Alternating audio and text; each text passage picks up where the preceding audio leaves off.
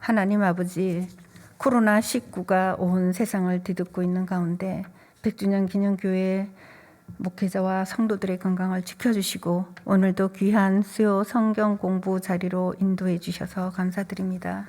하나님, 이 세상에서 말씀으로 사는 크리스천이야말로 가장 지혜롭게 사는 비결이며 가장 성공한 삶을 사는 방법이라고 저희들에게 깨닫게 해주신 주님의 은혜에 감사와 찬양을 드립니다.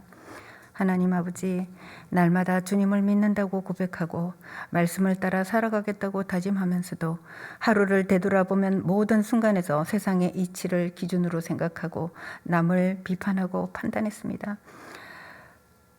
그래서 오늘 저희들이 지은 크고 작은 죄를 회개합니다. 사랑이 많으신 주님께서 저희 죄를 용서해 주시고 긍휼히 여겨 주실 줄 믿습니다.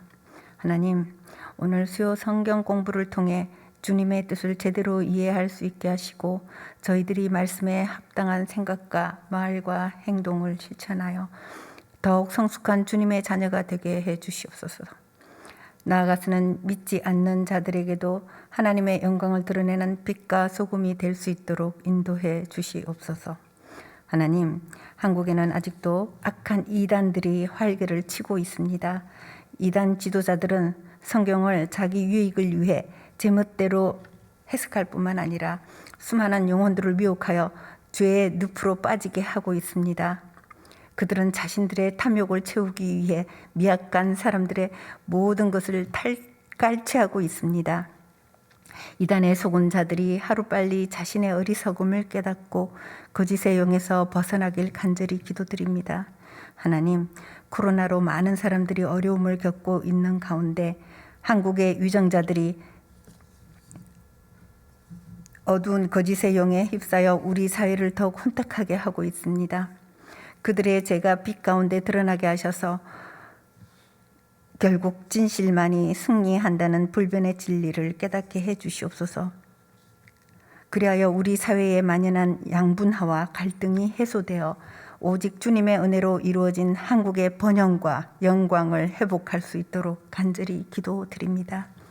오늘 수요 성경 공부를 인도하는 정한조 목사님의 건강을 지켜주시고 영적으로도 강건케 하셔서 목사님을 통해 말씀을 깊이 묵상할 수 있게 하시고 저희들의 믿음을 더욱 굳건하게 하셔서 나날이 주님을 닮아가는 자녀가 될 수 있도록 은혜 베풀어 주시옵소서. 지금까지 예수님의 이름으로 기도드립니다. 아멘.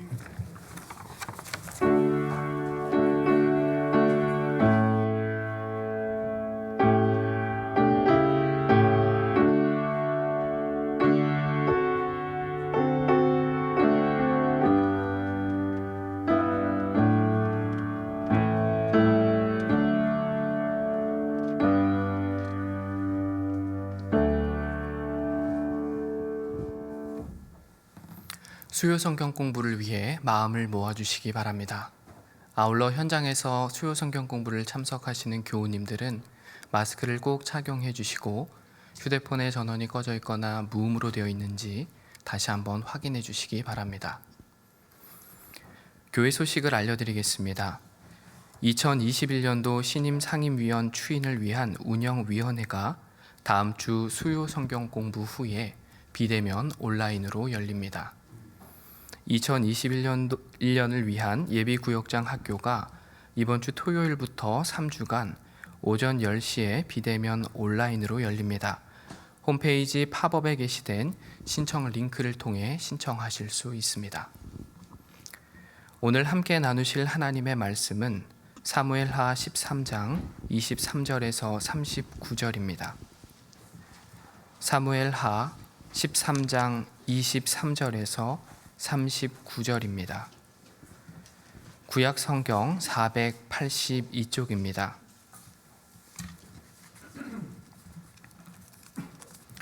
교독하시겠습니다. 만 2년 후에 에브라임 곁 바알 하솔에서 압살롬이 양털을 깎는 일이 있음에 압살롬이 왕의 모든 아들을 청하고 압살롬이 왕께 나아가 말하되 이제 종에게 양털 깎는 일이 있사오니 청하건대 왕은 신하들을 데리시고 당신의 종과 함께 가사이다 하니 왕이 압살롬에게 이르되 아니라 내 아들아 이제 우리가 다 갈 것 없다 내게 누를 끼칠까 하노라 하니라. 압살롬이 그에게 간청하였으나 그가 가지 아니하고 그에게 복을 비는지라. 압살롬이 이르되 그렇게 하지 아니하시려거든 청하건대 내 형 암논이 우리와 함께 가게 하옵소서. 왕이 그에게 이르되 그가 너와 함께 갈 것이 무엇이냐 하되 압살롬이 간청하매 왕이 암논과 왕의 모든 아들을 그와 함께 그에게 보내니라. 압살롬이 이미 그의 종들에게 명령하여 이르기를 너희는 이제 암논의 마음이 술로 즐거워할 때를 자세히 보다가 내가 너희에게 암논을 치라 하거든 그를 죽이라. 두려워하지 말라. 내가 너희에게 명령한 것이 아니냐. 너희는 담대히 용기를 내라 한지라. 압살롬의 종들이 압살롬의 명령대로 암논에게 행하매 왕의 모든 아들들이 일어나 각기 노새를 타고 도망하니라. 그들이 길에 있을 때에 압살롬이 왕의 모든 아들들을 죽이고 하나도 남기지 아니하였다는 소문이 다윗에게 이르매 왕이 곧 일어나서 자기의 옷을 찢고 땅에 들어 눕고 그의 신하들도 다 옷을 찢고 모셔 선지라. 다윗의 형 시므아의 아들 요나답이 아뢰어 이르되 내 주여 젊은 왕자들이 다 죽임을 당한 줄로 생각하지 마옵소서. 오직 암논만 죽었으리이다. 그가 압살롬의 누이 다말을 욕되게 한 날부터 압살롬이 결심한 것이니이다. 그러하온즉 내 주 왕이여 왕자들이 다 죽은 줄로 생각하여 상심하지 마옵소서. 오직 암논만 죽었으리이다 하니라. 이에 압살롬은 도망하니라. 파수하는 청년이 눈을 들어보니 보아라 뒷산 언덕길로 여러 사람이 오는도다. 요나답이 왕께 아뢰되 보소서 왕자들이 오나이다. 당신의 종이 말한 대로 되었나이다 하고 말을 마치자 왕자들이 이르러 소리를 높여 통곡하니 왕과 그의 모든 신하들도 심히 통곡하니라. 압살롬은 도망하여 그술왕 암미훌의 아들 달메에게로 갔고 다윗은 날마다 그의 아들로 말미암아 슬퍼하니라.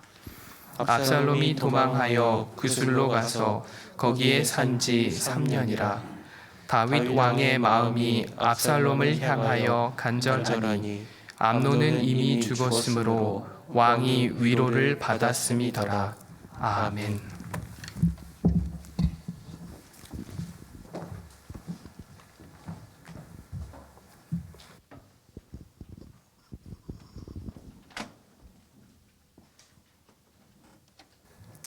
한 주간도 또 평안하셨습니까? 네, 이제 구역 공부 2학기 것은 2번 남았습니다. 이번 주와 다음 주 남았는데 마지막까지 주님의 신비한 손이 함께 하시기를 기원드립니다. 우리는 지금 그 사무엘 하에 있는 말씀, 다윗이 밧세바와 강제로 동침하고 또 그 남편을 전사를 가장해서 죽게 한 일 후에 다윗의 집안에 일어나는 일들에 대해서 살펴보고 있습니다. 가장 먼저 나타난 것은 밧세바가 낳은 아기가 일주일 만에 죽었습니다. 다윗이 그 일주일 동안 금식했음에도 불구하고 하나님께서 그 기도를 들어주지 않으셨습니다. 그 후에 솔로몬이 태어났고 또 일정한 지금 시간이 지난 이후에 다윗의 장남인 암논이 그 이복 여동생 다말을 강제로 또 성폭행했습니다.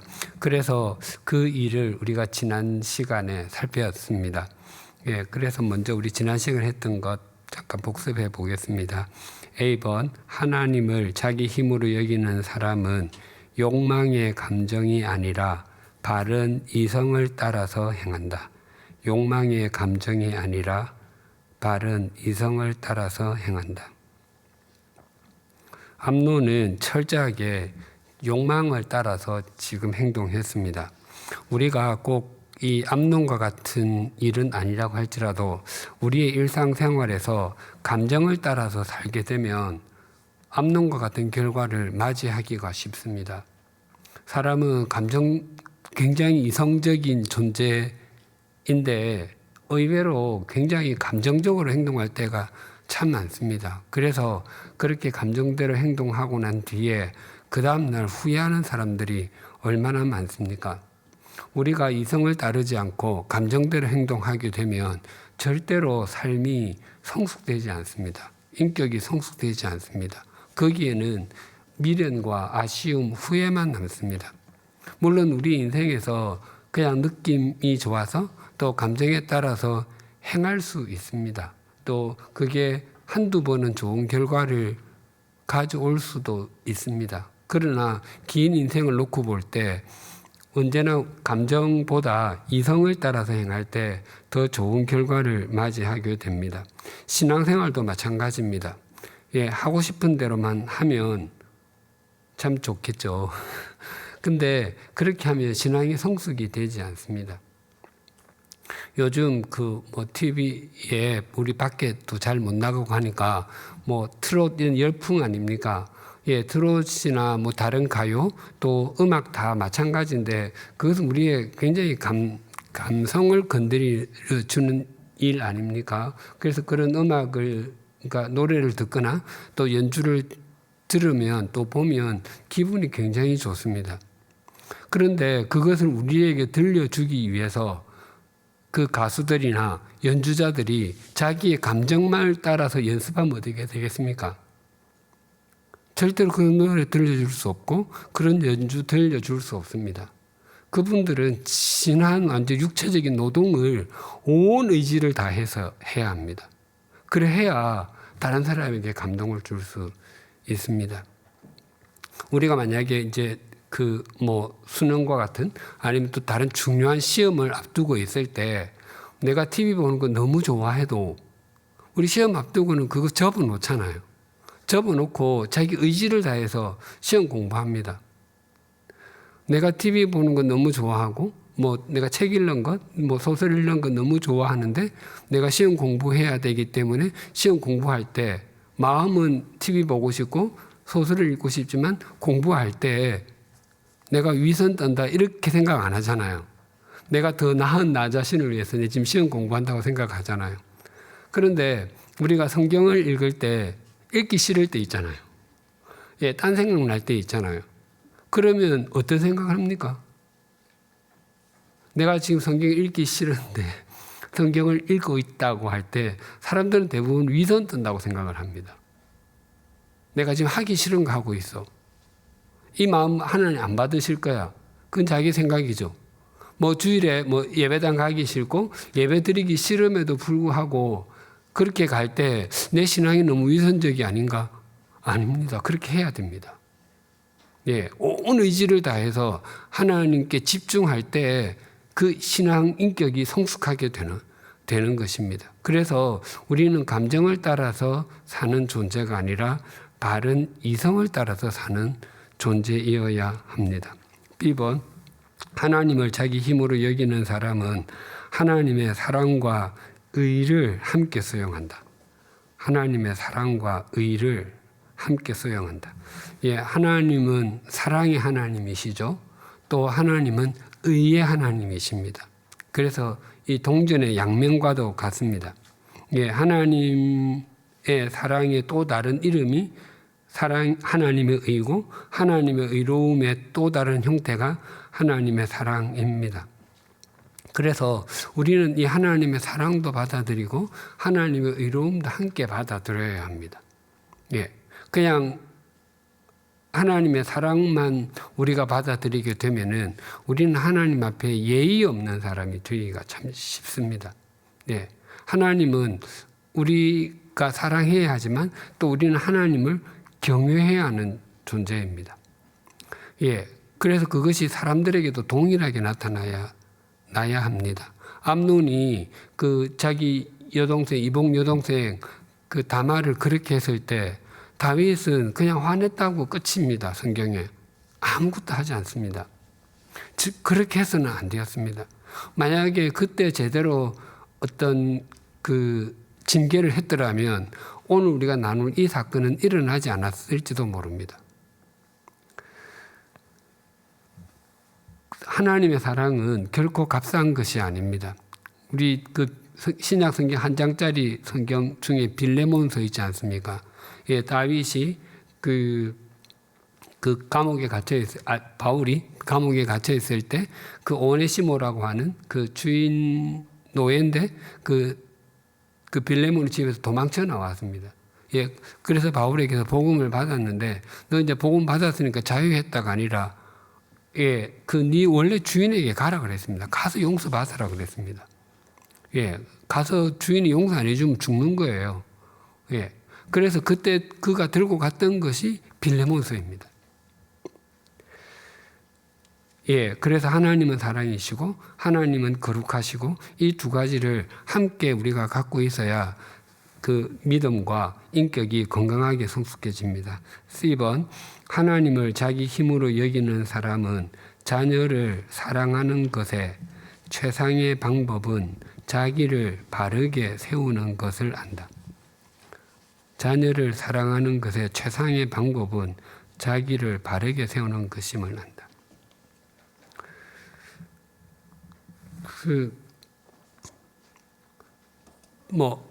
아빠나 엄마가 자기 배우자는 별로 안 좋아하면서 자기 자녀들에게 난 너 때문에 살아. 너 너무너무 좋아하는 거 알지? 그렇게 얘기해도 그것은 자녀들을 바르게 키우는 게 아닙니다. 자녀들에게 부모가 자녀를 사랑함을 가장 잘 보여주는 것은 부부가 서로 사랑하는 모습을 보여주는 겁니다. 예. 우리 이번 주 토요일부터 그 예비구역장 학교한다고 광고도 나갔는데, 예, 좋은 구역장은 있죠. 전심을 다해서 하나님을 사랑하는 것을 구역 식구들에게 보여주는 구역장이 전 좋은 구역장이라고 생각을 합니다. 구역장이 구역 식구 아무리 사랑한다고 해도 한계가 많습니다. 또 이 사람한테는 A를 베풀어주고 이 사람한테 B를 베풀어줬는데 구역장 입장에서는 똑같이 베풀었다고 맞게 베풀었다고 생각하는데 받은 사람은 왜 저 사람은 B 주고 나는 A 주지? 또 반대편에서는 또 반대로 생각합니다.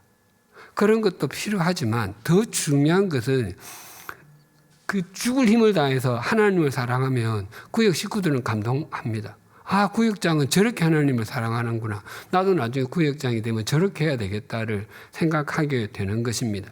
예, 자녀를 아무리 바르게 세우려고 온갖 말을 해도 다 소용없습니다. 그거 다 빈말이 될 수도 있습니다. 그냥 부모가 하나님을 전심으로 사랑하는 것. 근데 우리 엄마, 우리 아빠를 보니까 하나님이 살아계신 것 같아. 하나님을 섬기는 것은 우리 엄마 아빠처럼 섬기는 거야 라고 자녀들이 생각한다면 그 자녀들이 하나님을 사랑하지 않겠습니까? 예, 우리 부전자전 말 있고 그 어머니 그 딸이란 말 있습니다. 예, 안 닮는 것 같은데 닮습니다. 예, 자녀들이 나중에 우리를 닮을 거라고 생각하면 또 손자 손녀 마찬가지고 등에 식은땀 나지 않습니까? 예. 우리가 전심으로 하나님을 사랑하는 것을 우리 자녀들에게 보여주고 우리가 이 땅을 떠난다면 우리 다른 것 아무것도 물려주지 못해도 저는 가장 큰 것을 물려줬다고 생각이 됩니다. 예. 지금 다윗이 자녀들에게 그렇지 못한 모습을 보이고 나니까 이 집안에 얼마나 큰 비극이 일어나고 있습니까? 하나님께서 다윗을 사랑하시고 또 그에게 영원한 언약을 주시겠다고 약속하셨기 때문에 그것이 쭉 이어지지, 그렇지 않았다면 다윗의 집안은 끝났을 것입니다. 예. 정말 우리가 전심으로 하나님을 사랑하는 것 보여주는 것, 그것은 우리 자녀들에게 또 내 주변에 있는 사람들에게 가장 잘 하는 것이라고 할 수 있습니다. 예, 큰 2번 시편 18편 1절 2절과 갈라디아서 6장 7절을 암송해 봅시다. 예, 우리 천천히 우리 시편 18편 1절 2절 한번 암송해 볼까요? 시작. 나의 힘이신 여호와여, 내가 주를 사랑하나이다. 여호와는 나의 반석이시요 나의 요새시요 나를 건지시는 이시요 나의 하나님이시요 내가 그 안에 피할 나의 바위시요 나의 방패시요 나의 구원의 뿌리시요 나의 산성이시로다. 아멘. 갈라디아서 6장 7절 스스로 시작. 스스로 속이지 말라.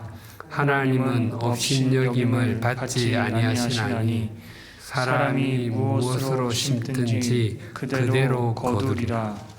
예, 심는 대로 거두는 것, 이것이 하나님의 가장 큰 법칙 중에 하나입니다. 예, 땅의 것을 심으면 땅의 것 거두고요, 하늘의 것 심으면 하늘의 것 거둡니다. 예, 하늘의 것 심고 땅의 것 거두려고 하지 않아야 하고요, 또 땅의 것 심고 하늘의 것 구하려고 하지 않아야 합니다. 예, 자기가 거두고 싶은 것, 예, 심으면 됩니다.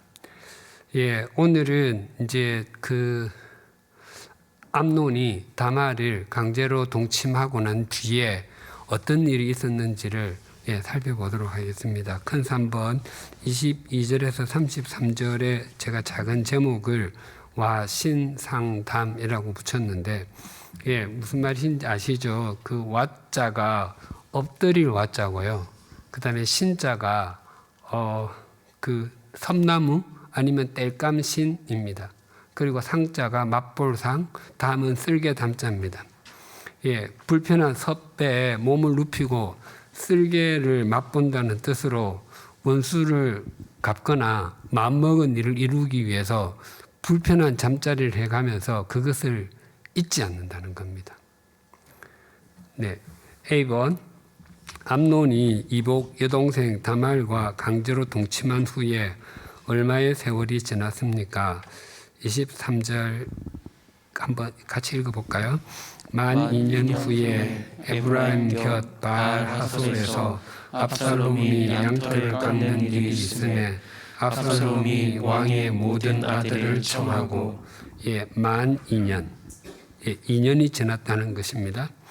예, 그 압살롬은 암논이 그 행한 일에 대해서 그에게 잘잘못을 따지지 않았습니다. 그 앞절 22절이 바로 그 말씀이고요. 그래서 그 22절과 23절 사이에는 2년의 간격이 있습니다. 예, 성경이 아무 말 하지 않고 또 세월이 고요하게 흐르는 것처럼 보였지만 그 속에서는 태풍과 해일이 일어나고 있었을 것입니다. 그 만 2년은 문자적으로 하면 2년의 날들입니다. 그러니까 어떤 느낌이냐면 압살롬이 그 2년을 하루씩, 예, 2년이면 뭐 그 700 며칠인가요? 예, 뭐 하루 지났다, 이틀 지났다, 150일 지났다, 151일 지났다, 이렇게 다 셌다는 겁니다. 우리 성경에 만 2년 후에 이렇게 되어 있는데 그 만 2년이 제게는 정말 1만 2년처럼 읽힙니다. 그러니까 암논은 그냥 2년이 후딱 지나간 것처럼 보였을 거예요. 그런데 압살롬에게는 정말 잘 시간이 가지도 않는, 그 응어리가 풀리지 않는 지금 그런 상황인 겁니다. 예, 가해자는 뭔가를 잊어버리기 쉽죠. 근데 피해자는 안 있습니다. 절대로 안 있습니다. 네. 그래서 나중에 이제 그런 어떤 과거 어떤 일로 뭐 얘기하면은 그렇게 그 가해자가 얘기하지 않습니까? 그런 일이 다 있었느냐고. 예. 피해자는 가해자가 사과하기를 기다리는데 가해자는 그런 일이 있었다는 것조차도 기억을 못 합니다. 예. B번 압살롬이 마침내 날짜를 정합니다. 그때는 언제였습니까? 우리 23절 다시 한번 읽어볼까요? 만 2년 후에 에브라임 곁 바알 하솔에서 압살롬이 양털을 깎는 일이 있음에 압살롬이 왕의 모든 아들을 청하고, 예, 양털을 깎는 때, 성경에 이런 말들이 종종 나오는데, 예, 그 농업을 하는 사람들에게 추수 때가 가을철 잔칫날이라고 한다면 그 목축을 하는 사람들에게 양털을 깎는 날은 봄철의 잔칫날이라고 할 수 있습니다. 우리가 기억을 더듬어 보면 그 사무엘상 25장에 그 아비가일이 나옵니다. 그 남편이 나발입니다. 어리석다는 뜻이죠. 그 사건 기억나시죠? 이제 양털이를 깎는 날이 되어서 이제 그 당시는 그 치안이 좋지 않을 때입니다. 그래서 뭐 산적들이나 이웃 나라에서 갑자기 쳐들어와 가지고 그냥 다 이렇게 노력해가고 그랬거든요. 그래서 다윗이 지금 자기와 함께하고 있는 사람들이 600명 이상 있지 않습니까? 그래서 이제 그 갈멜 지역, 나발이 그 목축하는 데를 이렇게 지켜주었던 것 같습니다. 그래서 이제 양털을 깎는 날, 그 양털을 깎는다고 하는데 겨울을 지날 때 양이 얼어 죽으면 안 되니까 이제 그 털이 많아져서 봄에는 그걸 잘라줘야지 이제 양은 여름을 나고 이제 그 목축을 하는 사람은 그거 이제 팔아가지고 돈을 만드는 거예요. 그래서 추수날 같은 것입니다. 그래서 이제 그 양털을 깎는 날은 마을의 잔칫날인데 다윗이 자기 사람 10명을 보내어서 먹을 것 좀 얻어오라고 했습니다. 그러니까 10명을 보냈다고 하는 것은 어느 정도를 예상하는지로 충분히 그 생각이 되지 않습니까? 그런데 나발은 아무것도 안 주고 망신만 주고 이렇게 돌려보냈죠. 그래서 다윗이 분기탱천해서 가서 그냥 다 죽여버리겠다고 막 그렇게 했는데 아비가일이 급히 이제 싸들고 와서 다윗을 이렇게 화를 풀었고 나발은 그 후에 죽었고 아비가일이 다윗의 그 부인이 되었습니다. 아무튼 겉으로 보기에 굉장히 자연스러운 날을 압살롬의 입장에서는 소위 거사일로 잡았습니다. 그 바알 하솔은 예루살렘에서 북쪽으로 한 20km에서 25km 정도 떨어진 곳입니다. 그러니까 20km에서 25km면은 지금은 뭐 자동차 타면 금방 가지만 그 당시에는 그런 때가 아니니까 거의 하루 종일 걸어야 되니까 무슨 일이 생겨서 이제 예루살렘에서 군인들이 잡으러 오기까지도 시간이 걸리고 또 그렇기 때문에 도망가기도 쉽고 하기 때문에 그때 그 장소를 잡은 것으로 보입니다. 압살롬이 지금 암논을 죽이려고 하는 걸 살펴보게 될 텐데 표면적으로는 그 여동생 다말의 복수죠. 2년 동안 절치부심하고 이제 와신 상담하면서 기다렸는데 그 내면적으로는 그 대부분의 학자들은 이제 암논이 서열 1위지 않습니까? 맏아들이니까. 이제 둘째 아들이 길르압인데 길르압은 그러니까 성경에 이름만 나오고 아무것도 나오지 않습니다. 그 아비가일의 아들인데 그래서 일찍 죽었다고 대부분 봅니다. 그렇지 않으면 제 낙향에서 나는 왕실과 인연 끊고 살겠다 그러고 있는지 하여튼 성경에 나오지 않습니다. 그랬기 때문에 암논만 없어지면 압살롬이 자기가 서열 1위가 되는 거예요. 왕위 계승 서열 1위가. 그래서 왕위 계승에 관심이 많았다라고 봅니다. 또 압살롬은 그 앞에 두 아들 암논과 길르압은 다윗이 광야 생활할 때 결혼을 해서 그때 아들을 낳았습니다. 그런데 그 압살롬의 어머니는 그수랑 달메의 딸이거든요. 좀 이따 다시 보겠지만 그러니까 어머니가 공주 출신이에요. 그 다윗이 유다의 왕이 되고 나서 낳은 첫 아들이 압살롬이에요. 그러니까 명실상부하게 태어날 때부터 왕자였고 또 그 어머니도 공주 출신이니까 다른 다윗의 부인들하고 달메의 딸 마아가는 신분 자체가 다른 거예요. 그러니까 아마 압살롬은 자라면서 남다른 생각을 하고 있었던 것으로 이렇게 보입니다. C번 압살롬은 다윗에게 신하들과 함께 양털을 깎는 잔치에 와 주기를 요청했습니다. 그러나 다윗은 그 요청을 고사하며 대신 무엇을 해 주었습니까? 우리 24, 25절 볼까요? 압살롬이 왕께 나아가 말하되 이제 종에게 양털 깎는 일이 있사오니 청하건대 왕들은 신하를 데리시고 당신의 종과 함께 가사이다 하니 왕이 압살롬에게 이르되 아니라 내 아들아 이제 우리가 다 갈 것 같다. 내게 누를 끼칠까 하노라 하니라. 압살롬이 그에게 간청하였으나 그가 가지 아니하고 그에게 복을 비는지라. 예, 복을 빌어 주었습니다. 지금 압살롬이 얼마나 지금 철저하게 이 일을 준비하고 있느냐 하면 압살롬이 지금 아버지 다윗에게 이 말을 하고 있음에도 불구하고 자기를 당신의 종이라고 굉장히 낮추어서 표현을 합니다. 물론 다윗은 압살롬을 내 아들이라고 부릅니다. 지금 이 압살롬의 요청은 아버지가 들어줄 수 없는 거예요.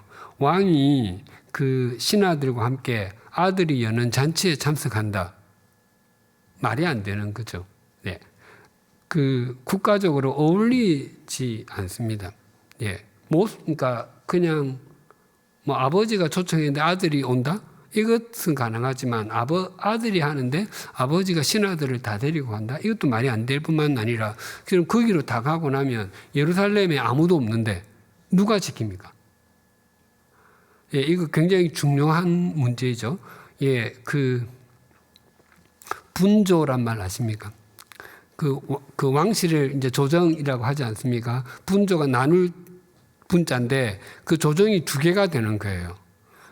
그 임진왜란 때 그 선조 임금이 의주로 피난 가지 않았습니까? 그때 그 아들이 광해군인데 광해군은 함경도로 피난을 갔거든요. 그 지금 왕이 어떻게 될지를 몰라요. 그래서 그 선조가 자기가 죽을 수 있기 때문에 자기가 죽고 나면 아들 광해군이 바로 그 일을 해야 되기 때문에 서로 나누어 가지고 양쪽에서 통치를 하는 형태를 취했습니다. 그걸 분조라고 하는데 지금 그 다윗이 아들의 초청을 받고 거기 다 갔을 때 외적이 침입해 오면은 국가적으로 큰 위기가 되는 거예요. 그래서 들어줄 수가 없는 거예요. 아마 압살롬은 다윗이 자신의 요청에 응할 수 없다는 것을 알고 있었을 것입니다. 그리고 개인적으로 또 하나 궁금한 것은 이제 그 암논의 사건이 있고 난 뒤에 2년이 지났는데 아마 압살롬은 암논과 거의 2년 동안 말을 섞지 않고 살았을 거예요. 그 사실을 다윗이 알고 있었을까? 그 완전히는 알지 못해도 어느 정도는 뭐 알고 있었으리라고 하여튼 보는데 좀 아버지가 좀 더 적극적으로 좀 해결을 봤으면 좋지 않았을까 하는 생각이 듭니다. 뒤번 압살롬은 자신이 베푼 잔치에 아버지 대신 누구와 함께 가게 해달라고 요청했습니까? 26절 한번 읽어볼까요?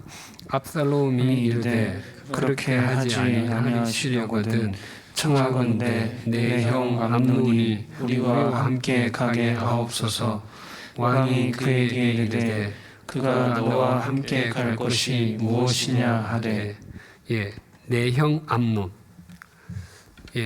암논은 형이라고 지금 부르죠.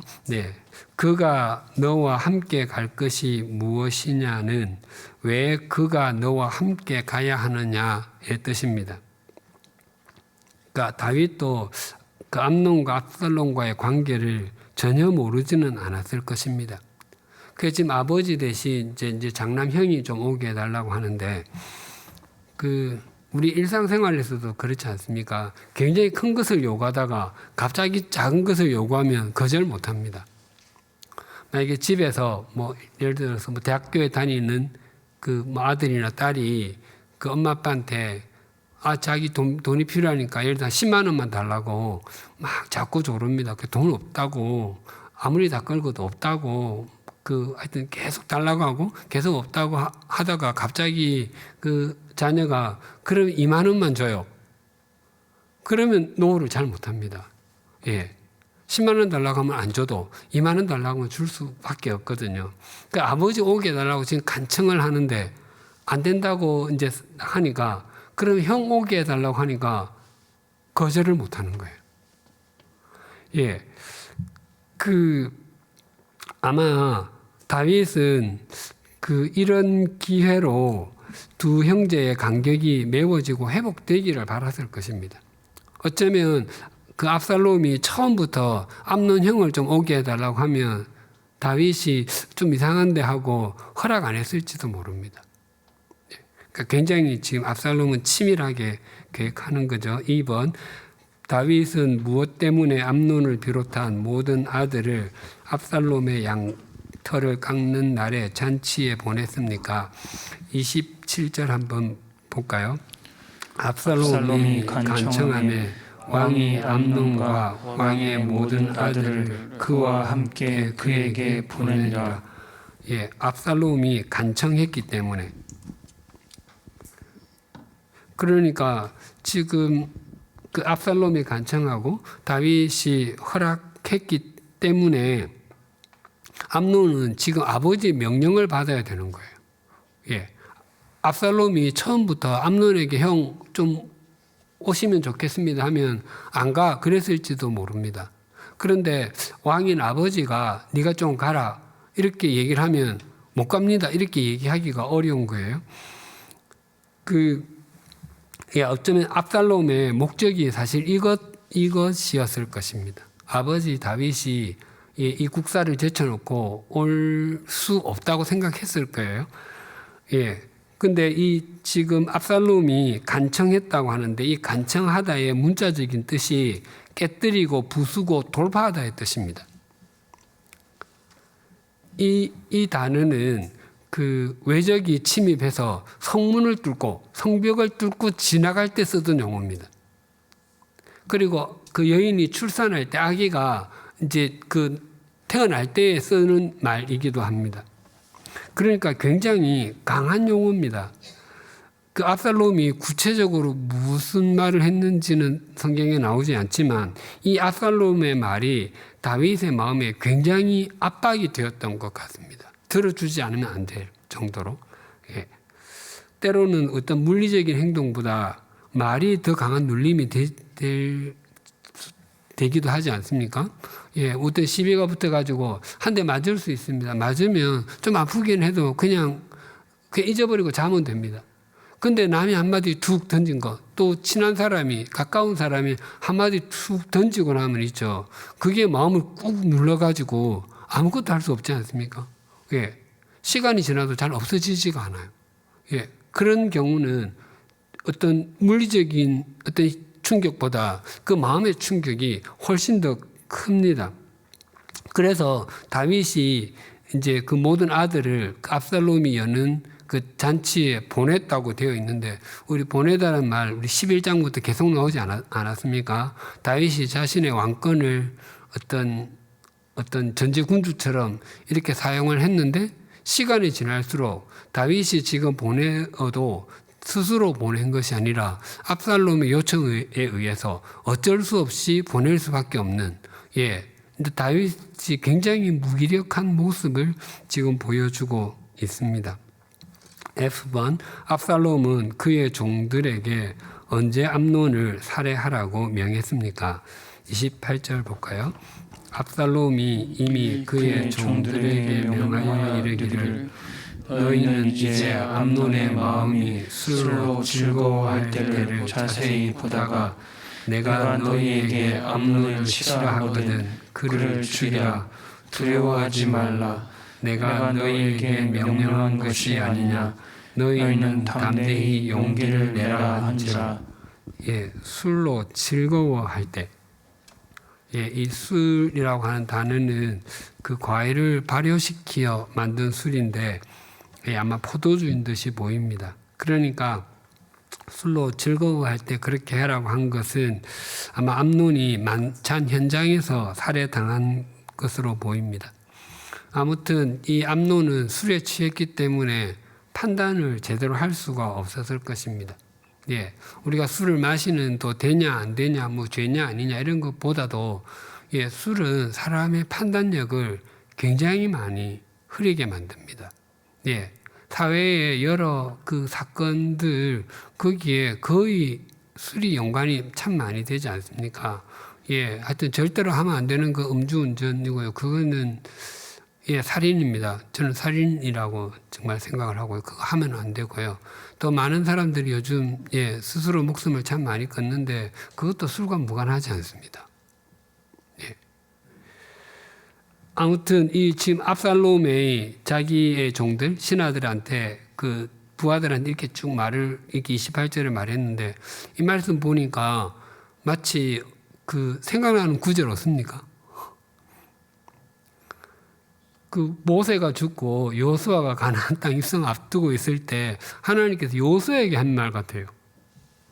그러니까 그 여호수아가 그때 얼마나 두려웠겠습니까? 그때 내가 너를 강하게 한 것 아니냐, 담대하라, 내가 너와 함께 하겠다, 좌나 우로나 치우치지 말라고 하지 않습니까? 그 똑같이 지금 얘기하는데 이렇게 압살롬이 자기 부하들에게 얘기했다고 하는 것은 자기 부하들이 그만큼 두려워했다는 겁니다. 예. 지금 표면적으로 압살롬, 자기의 상전인 압살롬은 그 왕위 계승 서열 2위 아니면 3위예요. 예, 길랍이 없다고 해도 2위인데 암논은 1위예요, 현재로는. 그러니까 자기의 지금 그 상전의 명령을 받아야 되는데 자기 상전보다 더 높은 사람에게 지금 칼을 갖다 대야 되는 거예요. 그러니까 얼마나 두려웠겠습니까? 그 지금 내가 이 압살롬의 말을 요약하면 내가 책임다 질 테니까 내 말대로만 하라는 것입니다. 그 여호수아에게는 하나님께서 말씀하셨지만 지금 압살롬은 완전히 이심으로 똘똘 뭉친 인간 아닙니까? 예, 책임질 수 없는 말을 지금 이렇게 하는 거죠. 예, 이 표면적으로 압살롬은 지금 동생 다말의 복수를 하는 겁니다. 예, 그러니까 그 복수는 그 암논이 범한 10계명 중에서 7계명 범한 것을 지금 응징하는 거예요. 예, 그렇게 하기 7계명을 응징하기 위해서 자기는 지금 6계명을 범하는 거예요. 예, G번 암논이 살해당하자 다른 아들들은 어떻게 했습니까? 29절 볼까요? 압살롬의 종들이 압살롬의 명령대로 암논에게 행하며 왕의 모든 아들들이 일어나 각기 노새를 타고 도망하니라. 예, 노새를 타고 도망갔다 합니다. 예, 아마 암논은 술에 취해서 아무런 저항을 하지 못한 듯 하고요. 앞에도 말씀드렸듯이 압살롬의 명령과 종들의 순종은 이 사건을 철저하게 압살롬이 주도했음을 강조합니다.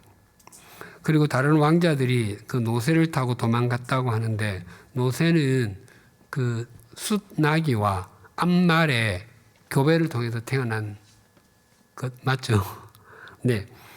그 이종 교배의 결과물인데 성경은 이종 교배 금지 예, 그 출애굽 레위기 19장 19절에 보면은 예, 그 내 가축을 다른 종류와 교미시키지 말라고 되어 있는데 그래서 아마 이스라엘에서는 하지 않았고 아마 해외에서 수입해 왔을 거예요. 근데 이것들을 성경에 보면은 주로 왕족들이 교통수단으로 많이 타고 다녔습니다. 그 이탈리아 자동차 중에서 페라 뭐 있죠. 또 그 독일 자동차 중에 포르 뭐 있죠. 그게 다 그 엠블렘이 그 말인 거 맞죠?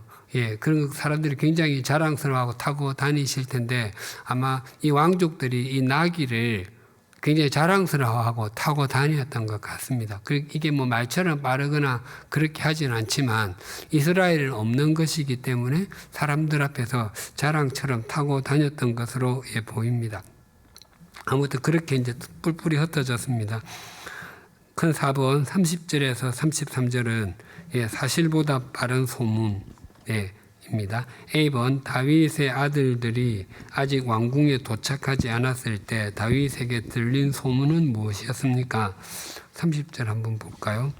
그들이 길가에 있을 때 압살롬이 왕의 모든 아들들을 죽이고 하나도 남기지 않으렸다는 소문이 다윗에게 이르매 압살롬이 모든 아들, 형제들, 모든 형제를 죽였다.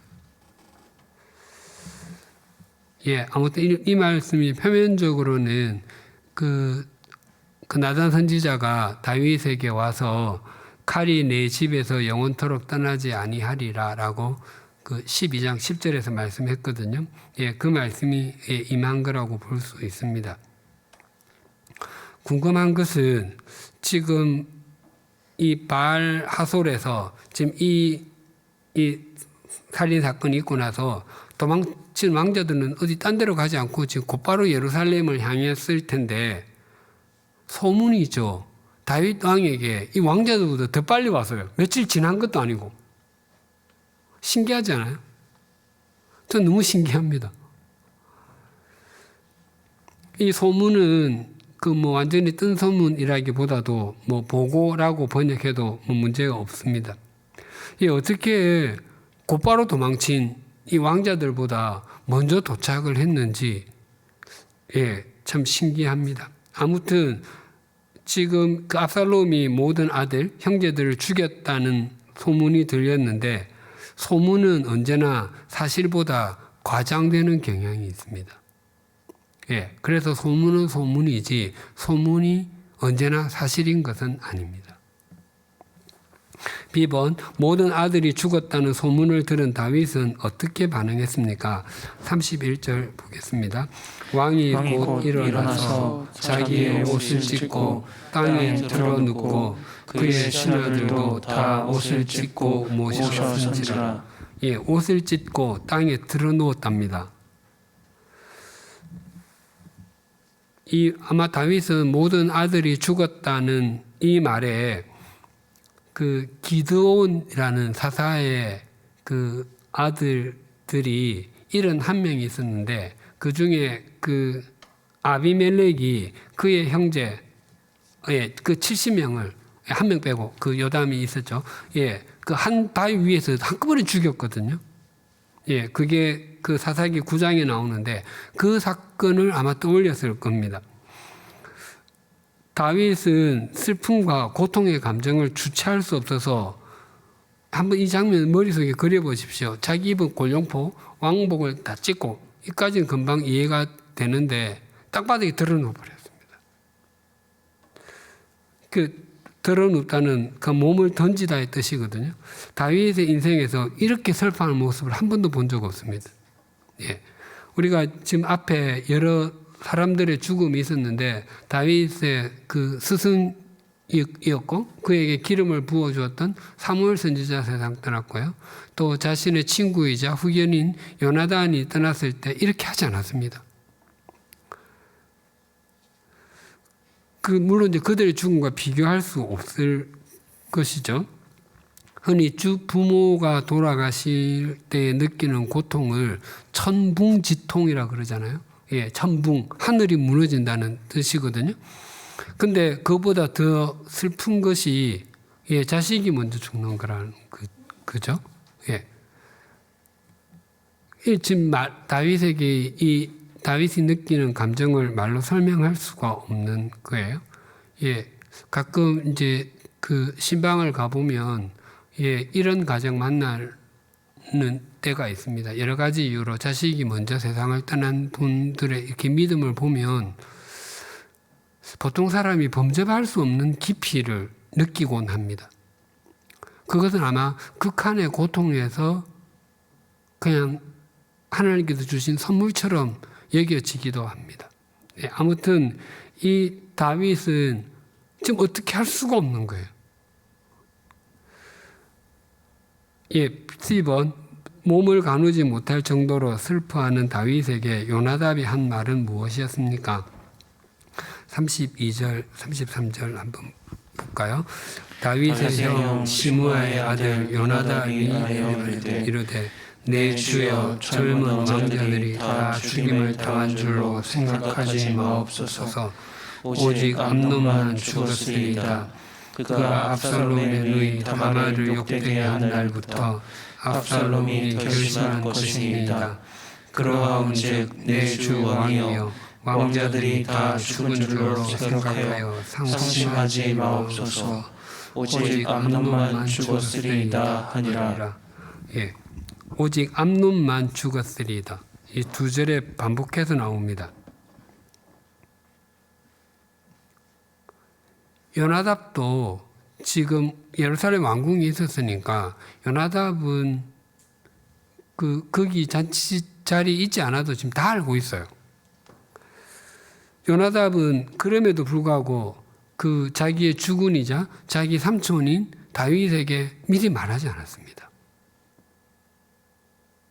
알렸더라면 아마 다윗이 처신했을지도 참 모릅니다. 예, 그러니까 이 사건 한가운데 이 요나답이라고 하는 이 악한이 있는 거죠. 예, 그 암논에게 그 계략을 가르쳐 준 것도 이 요나답이었잖아요.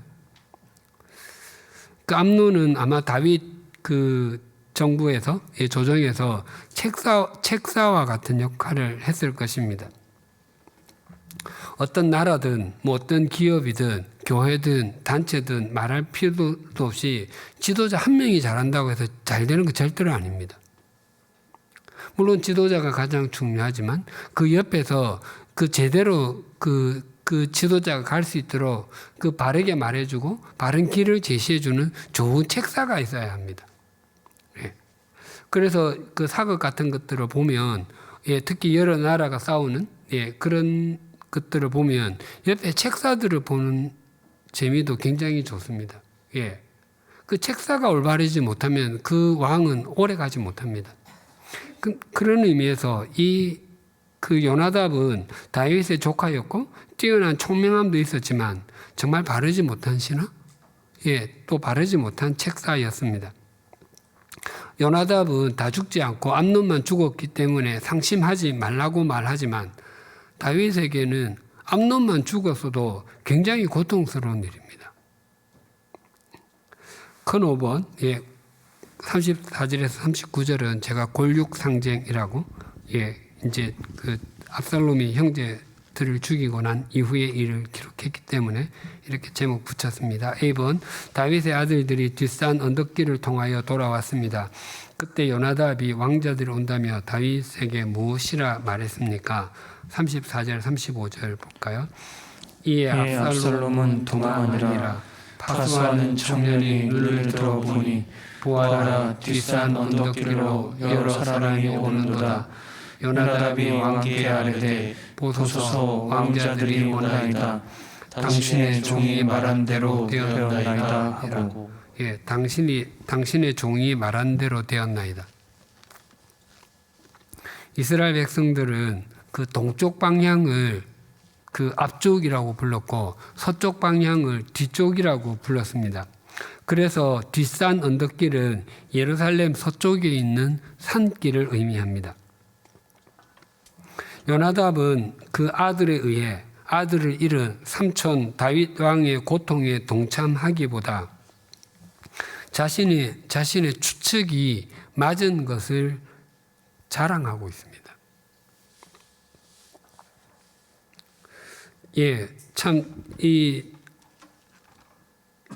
요나답은 자신이 똑똑한 것처럼 이렇게 자신을 과시하고 있지만 이것이 그의 마지막 부분입니다. 성경에 더 이상 이제 나타나지 않습니다. 나중에 그 다윗이 이제 압살롬에게 쿠데타 당하고 이제 그 쫓겨갔다가 다시 돌아올 때 왕궁에서 그 맞아준 그 책사의 역할을 한 사람은 그 나중에 그 다윗의 책사는 아히도벨과 후세가 되었습니다. 요나답은 사라지고 맙니다. 우리가 살아가면서 느끼는 것은 정답을 제시해 주는 것보다 이해해 주고 함께 해 주는 것이 더 큰 위로가 되지 않습니까? 그 자녀들이 볼 때 부모를 좀 싫어하는 부분 중에 하나가 부모가 정답을 얄밉게 말한다는 거 아닙니까? 부모 말 다 알아요. 하면 좋아요. 그대로 따라하면 좋은데 그런 말 하는 정답만 말하는 것이 듣기가 싫은 거예요. 욥이 하루아침에 그 모든 재산과 또 10명의 자녀를 한꺼번에 잃었습니다. 그때 그의 친구들이 가장 잘한 것은 있죠. 그들이 먼 곳에서 가까워왔지만 일주일 동안 아무 말 안 하고 옆에서 지켜봐 준 거예요. 그 이후부터 말을 하면서부터 여러 가지 갈등들이 다시 일어나게 되지 않습니까? 그냥 옆에 함께 있기만 해도 그냥 위로가 되는 것입니다. B번 이복형 암논을 죽인 압살롬은 어디로 도망갔습니까? 37절 보겠습니다. 압살롬은 도망하여 그술왕 암미울의 아들 달메에게로 갔고 다윗은 날마다 그의 아들로 말미암아 슬퍼하니라. 예, 그술왕 암미울의 아들 달메. 예, 그술이라고 하는 나라는 그 아람, 즉 시리아의 작은 소국인데요. 시리아가 작은 소국들로 이루어졌는데 이스라엘 지도를 머릿속에 떠올려 보면 그 북쪽에 갈릴리 호수 있지 않습니까? 그 위에 좀 더 위쪽에 그 헤르몬 산이 있습니다. 예, 헐몬산 또는 헤르몬 산인데 그 헤르몬 산 그러니까 동쪽에 그 아래쪽부터 동쪽 그 갈릴리 호수 요렇게 된 부분이 그술 땅입니다. 그쪽으로 도망갔다는 것입니다. 다윗은 그 그술 왕 달메의 딸 마아가랑 결혼했거든요. 그 마아가의 아들이 압살롬입니다.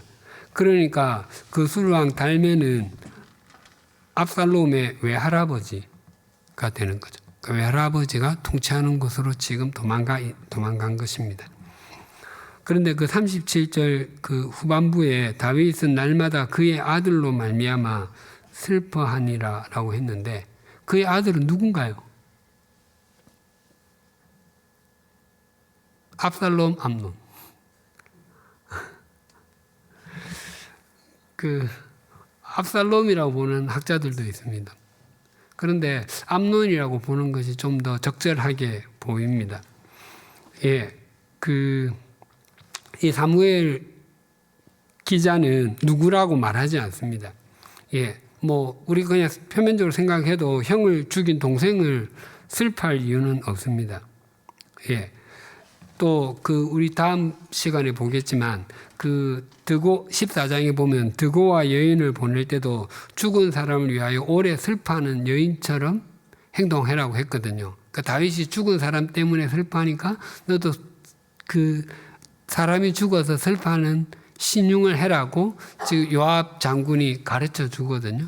그러니까 또 애곡은 죽은 사람을 위해서 하는 거니까 다윗이 그 아들로 말미암아 슬퍼했다는 것은 압살롬보다 암논으로 보는 것이 더 적절하게 보입니다. C번 압살롬은 그술로 도망간 지 얼마의 세월이 지났습니까? 38절 볼까요? 압살롬이 도망하여 그술로 가서 거기에 산 지 3년이라. 예, 3년. 예, 이 3년을 지금 말하는 것은 다윗에게 그 아들 암논의 죽음을 받아들이는 과정이 있었던 것을 지금 설명하고 있는 것으로 보입니다. 그리고 그 암논이 아무리 잘못했어도 그 압살롬이 암논을 죽이는 것은 사실 하면 안 되는 일이죠. 예, 그래서 용서할 수 없었던 압살롬도 다윗에게 그 받아들일 마음이 생겼음을 이제 말하는 것 같습니다. 얼핏 이 구절을 보면 생각나는 말이 그 세월이 약이다라는 말이 생각이 납니다. 세월이 약이다라는 말은 맞을 수도 있고요, 틀릴 수도 있습니다. 어떤 일들은 세월이 지나서 그냥 자연스럽게 잊어지게 되는, 잊어졌다는 것은 기억이 안 난다는 뜻이 아닙니다. 그것을 떠올려도 아프지 않다는 것입니다. 그냥 그때 그런 일이 있었지, 속상했지, 힘들었지, 그런 것들은 그냥 잊혀진 거라고 저는 생각을 합니다. 그런데 세월이 지나도 깊은 상처로 계속 남아있는 게 있습니다. 그런 일들은 세월이 약이 아닙니다. 세월은 오히려 고통일 수 있습니다. 다행히 지금 다윗에게는 이 세월이 지금 약인 형태로 지금 이어져 왔다는 것을 설명하는 것 같습니다. D번, 다윗은 압살롬을 향한 마음이 간절해지기 시작했습니다. 그 이유가 무엇이었습니까? 39절 보겠습니다. 다윗 왕의 마음이 압살롬을 향하여 간절하니 암논은 이미 죽었으므로 왕이 위로를 받았음이더라. 위로를 받았기 때문에 그 39절에 다윗 왕의 마음이 압살롬을 향하여 간절하니 거기에 보면 혹시 성경에 작은 글자로 1이라고 되어 있습니까? 그리고 아래에 보면 이렇게 되어 있죠. 다윗 왕이 압살롬에게 발로 하기를 쉬니. 발로는 발할 발자에 그 성낼 노자입니다. 그러니까 화내는 것을 하기를 이제 쉬니 그런 뜻인데, 그러니까 다윗 왕이 압살롬을 향하여 이제 분출하였던 것이 다 쏟아졌다는 거예요. 화가 너무 나가지고 이게 계속 막 터져 나오고 있었는데 3년이 지나니까 그것이 다 이제 빠져나가게 됐다는 것을 지금 이렇게 표현을 하는 것입니다. 그리고 그 위로를 받았다고 하는 것은 이제 암논의 죽음을 현실로 받아들이기 시작했다는 것입니다. 다윗은 자신의 한계밖에 있는 죽음의 문제는 있는 그대로 수용하는 것, 이것은 참 잘하는 것 같습니다. 고통스러워도 그 처음에 그 바세바가 낳은 아들이 일주일 만에 죽었을 때도 죽기 전에 금식하고 철야 기도했지만 죽고 나니까 목욕하고 밥 먹지 않았습니까? 또 이 암논도 죽고 나서 시간이 지나서 이걸 내가 바꿀 수 없는 거니까 이렇게 받아들이는 것. 내가 바꿀 수 없는 것은 받아들이는 것이 지혜죠. 네. 6번 결론. 오늘 배운 것을 정리해 봅시다. 갑은 하나님을 자기 힘으로 여기는 사람은 회개와 용서의 태도를 가진다. 회개와 용서의 태도를 가진다. 암논은 끝까지 회개하기를 거부했습니다. 또한 압살롬은 용서가 아니라 복수심에 사로잡혀 있었습니다. 그러니까 암논은 회개해야 했고 압살롬은 용서해야 했는데 둘 다 하지 않았던 거죠. 그래서 그 때에 맞는 합당한 회개는 파국을 맞아줍니다. 만약에 암논이 그 압살롬과 다말에게 찾아가 가지고 정말 무릎 꿇고 빌었다면은 이런 결과 맞지 않았을 거예요. 또 그 압살롬의 행동은 그 신명기 32장 35절에 그 이런 말씀이 있습니다. 세 번역으로 제가 읽어보겠습니다. 원수 갚는 것은 내가 하는 일이니 내가 갚는다. 원수들이 넘어질 때가 온다. 재난의 날이 가깝고 멸망의 때가 그들에게 곧 덮친다. 이 말씀을 그 사도 바울이 그 로마서 12장에서 인용할 때 원수 갚지 말고 진노하심에 맡기라 이렇게 되어 있거든요. 그렇게 인용을 했습니다. 그러니까 이게 너무 분하고 그 또 억울한 일이지만 하나님께서 이걸 갚아주실 것이라고 하는 그 믿음이 있었더라면 얼마나 좋았을까 하는 생각이 듭니다. 그런 의미에서 회개와 용서는 동전의 양면과 같다고 생각이 됩니다.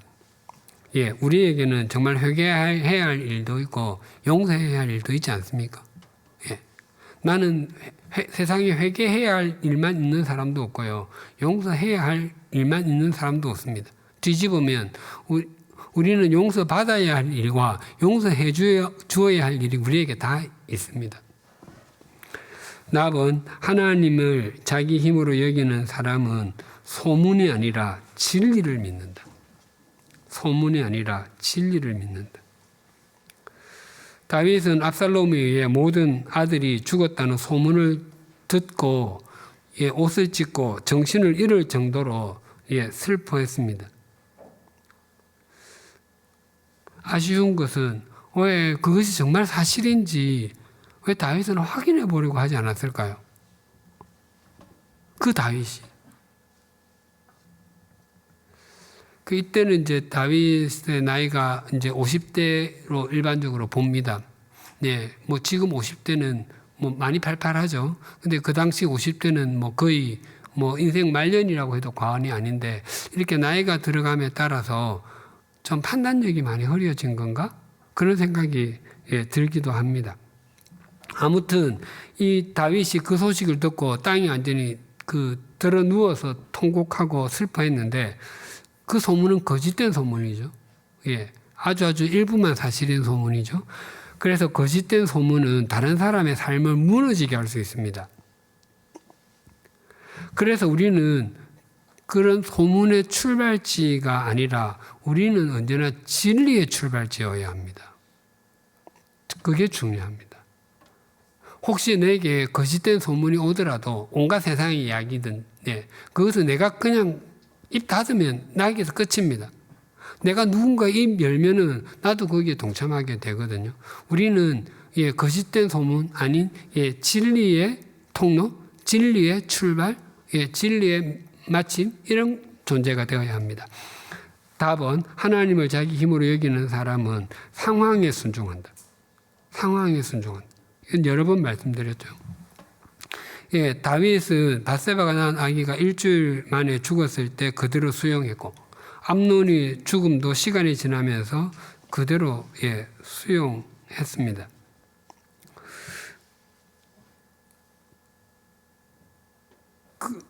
이런 다윗의 죽음에 대한 태도는 굉장히 바람직하고 정말 훌륭합니다. 그 다윗의 집안에 지금 이런 일들이 일어나는 것은 다윗이 저지른 죄의 결과이고 하나님의 징계로 지금 나타나는 것 아닙니까? 그렇다면 그는 그의 두 아들 암논과 압살롬도 함께 징계했어야 했습니다. 그런데 하지 않습니다. 이런 것은 정말 다윗답지 않다고 생각이 됩니다. 우리가 상황에 순종한다고 하는 것은 그 주어진 상황에 무기력하게 있는 것을 결코 의미하지 않습니다. 주어진 상황에서 자신이 해야 할 것을 하는 것이 상황에 순종하는 것입니다. 우리는 우리가 해야 할 일을 하고 하나님께서 해야 할 일을 하는 것이 상황에 순종하는 것입니다. 어떠진 주어진 상황에 나는 아무것도 하지 않고 무기력증에 빠져서 하나님 다 해주세요는 상황에 순종하는 것이 아닙니다. 그건 그냥 체념이죠. B번 오늘 배운 것을 지난 주일 설교의 관점으로 설명해 보십시오. 가번 하나님은 잃어버린 자를 찾아 구원하시는 분이시다. 잃어버린 자를 찾아 구원하는 분이시다. 그 잃어버린 자를 찾아 구원하는 것을 가장 잘 보여주는 예가 주일에 삭개오라고 말씀드렸죠. 또 그것에 가장 좋은 또 적절한 비유가 누가복음 15장에 나오는 잃은 양 찾는 비유, 잃은 드라크마, 은전 찾는 비유, 잃은 둘째 아들이 돌아오는 비유입니다. 예수님께서는 잃어버린 자였던 우리를 구원하시기 위해서 사람이 되셨습니다. 찬송가 305장이 그 나 같은 죄인 살리신 Amazing Grace잖아요.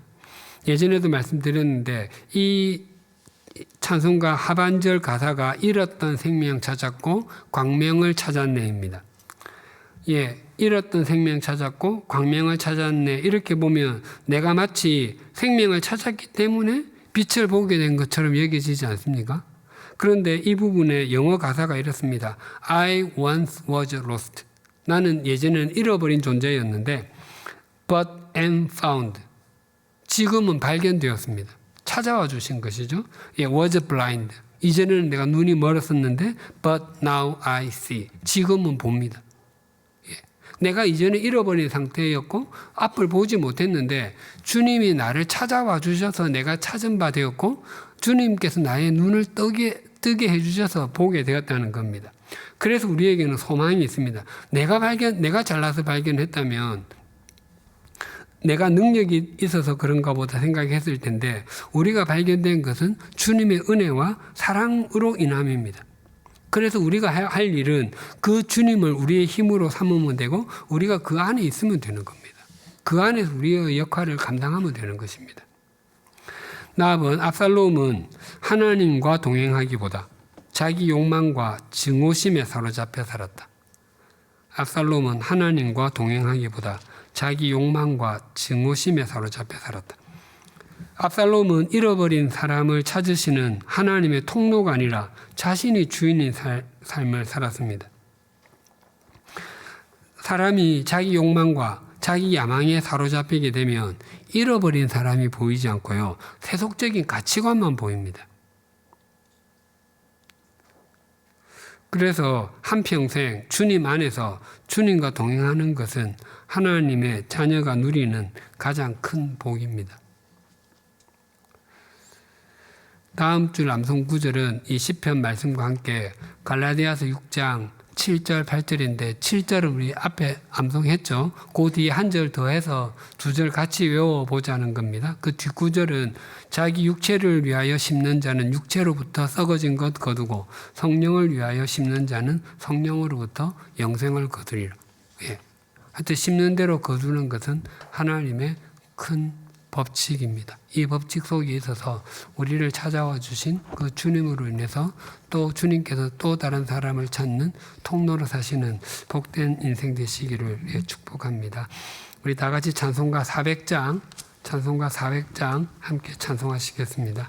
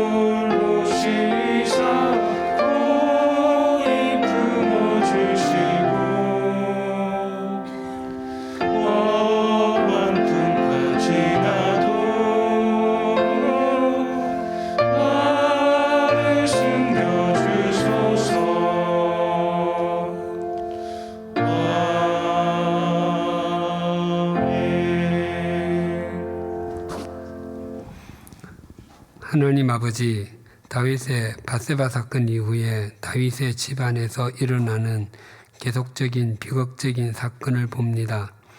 장남이 이복 여동생과 강제로 동침하고 셋째 아들이 이복 장남형을 살해하는 감당하기 쉽지 않은 상황을 확인합니다.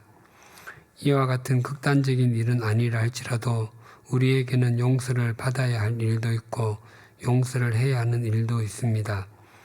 우리는 한계를 가진 피조물이라 허물이 많지만 다른 사람에게 용서를 빌어야 할 일을 행하지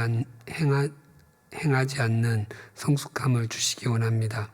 그럼에도 우리가 용서를 빌어야 할 일이 있다면 핑계를 대거나 미루지 않고 용서를 구하는 신실함을 주시기를 원합니다. 또한 용서해야 함에도 불구하고 용서하지 못하고 있는 일이 있다면 용서하는 믿음을 주시옵소서. 주님께서 우리를 조건 없이 용서하시고 조건 없이 받아주셨듯이 우리도 그런 은혜를 베풀 줄 아는 믿음의 사람이 되게 하여 주시옵소서. 지금은 다양한 정보의 시대, 정보의 홍수 시대 속에서 살아갑니다. 우리가 어떤 정보보다도 영원한 생명의 정보, 진리의 정보인 하나님의 말씀을 가까이 하는 주님의 백성이 되게 하여 주시옵소서. 어떤 순간에도 바르지 않은 정보를 전달하는 사람이 되지 않게 하시고 진리의 전달자, 생명의 통로가 되게 하여 주시옵소서. 또한 우리의 믿음은 하나님의 말씀에 대한 순종과 주어진 상황에 순종하는 것임을 압니다. 그러나 우리가 주어진 상황에 함몰되어 있거나 무기력하게 살아가지 않게 하시고 우리가 해야 할 일을 올바르게 한 후에 하나님의 역사심과 은혜 베푸심을 겸하게 기다리는 성숙한 그리스도인이 되게 하여 주시옵소서. 어제나 오늘이나 영원토록 동일하신 하나님 아버지, 우리가 주님께 찾으신 자가 되게 하시고 때를 따라 돕는 은혜를 얻기 위하여 하나님 앞에 나올 수 있도록 은혜를 베풀어 주셔서 감사합니다. 코로나19가 전 세계적으로 재유행에 돌입했고 우리나라도 확진자가 늘어나고 있습니다. 양질의 예방 백신과 치료제가 개발되게 하시고 가장 가난한 나라부터 가장 부유한 나라까지 모든 사람들의 혜택을 입게 하시므로 코로나19로 인한 희생자가 잦아들게 하여 주시기 원합니다. 더욱더 바라옵기는 우리가 어떤 상황이나 환경에 있든지 그 상황과 환경에 함몰되지 않게 하시고 그 위에서 역사하시며 우리와 동행하시는 하나님을 바라보게 하여 주시옵소서. 이번 학기 비대면 온라인으로 구역 모임을 하는 것을 경험하게 해주셔서 감사합니다. 이 경험이 거룩한 체험이 되게 하시고 온라인 모임을 통해서도 하나님 은혜와 역사가 충분히 나누어짐을 각 구역 모임을 통하여 증명되게 하여 주시옵소서. 구역 모임이 하나님의 말씀과 은혜 나눔이 풍성하게 이루어지는 현장이 되게 하여 주시옵소서. 예수님의 이름으로 기도드리며 우리 주 예수 그리스도의 은혜와 하나님 아버지의 사랑과 성령님의 교통하심이 회개와 용서에 대해 바른 태도를 가지고 진리의 통로가 되며 주어진 삶의 자리에서 신실하게 살아 하나님께서 찾으시는 바 된 사람답게 살아가기를 소망하고 결단하는 주님의 사람들과 100주년 기념교회 위에 비대면 구역 모임을 통해서도 하나님의 깊고 넓은 은혜를 경험하는 각 구역들 위에 지금으로부터 영원토록 함께 해주시기를 간절히 축원하옵나이다. 아멘.